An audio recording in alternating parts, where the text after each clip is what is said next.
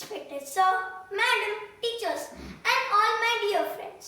Today I am playing the role of the great Savitribai Jyotiba Phule.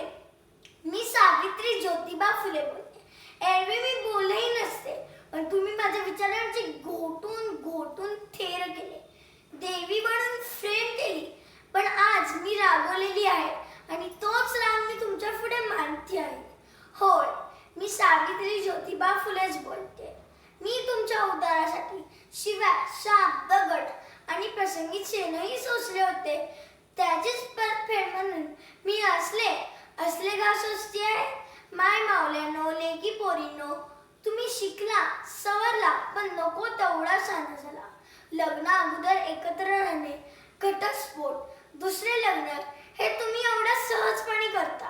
पण जाऊ दे, मी आज दुसऱ्याच कारणासाठी आली आहे. होय, मी सावित्री ज्योतिबा फुलेच बोलते. कुऱ्हाडीचा दांडा गोतास का, गर्भातला सावित्रीचा गळा गर्भातच जपतात. स्त्री डॉक्टरी याच्या मिल ह्यासाठीच का मी स्त्री शिक्षणाचा अट्टास केला होता. मला वाटले की आपल्या स्त्रीला शिक्षित केले की ती सबला होईल. ह्या स्त्री भ्रूण हत्येविरुद्ध तुम्ही खंबीरपणे उभे राहा. पण मला काय माहित, तुम्ही सबल्याऐवजी आपलाच व्हाल.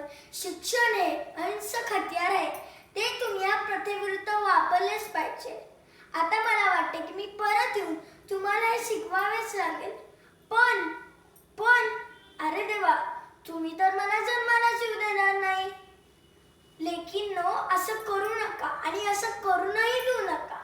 एक लक्षात ठेवा, मुलाचा अट्टास करता, पण लक्षात ठेवा, तो शेवटी मुलीचाच पोटात जन्माला येतो.